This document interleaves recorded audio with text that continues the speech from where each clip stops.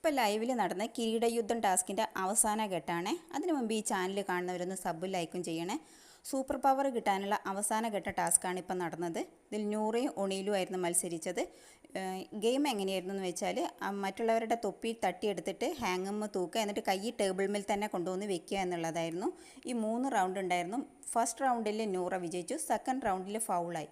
ഈ 2 റൗണ്ടിൽ ഒണിയിലിന് അത്ര നന്നായിട്ട് പെർഫോം ചെയ്യാൻ പറ്റിയിട്ടുണ്ടായിരുന്നില്ല. തേർഡ് റൗണ്ടിൽ നൂറ വിജയിച്ചു. അങ്ങനെ 2 റൗണ്ട് നൂറയാണ് വിജയിച്ചത്. നൂറയ്ക്ക് സൂപ്പർ പവർ കിട്ടുമായിരുന്നു. അപ്പം ബിഗ് ബോസ് പറഞ്ഞു, ഒന്നുകിൽ നൂറയ്ക്ക് തന്നെ കയ്യിൽ വെക്കാം ഈ പവറുകളൊക്കെ, അല്ലെങ്കിൽ ആർക്കെയും വേണമെങ്കിൽ വീതിച്ചു കൊടുക്കാമെന്ന് പറഞ്ഞു. ആ ഗ്രൂപ്പിൽ ഉണ്ടായിരുന്നത് അഭിഷേക്, ബിന്നി, നൂറ, ഇങ്ങനെ 3 പേരായിരുന്നു.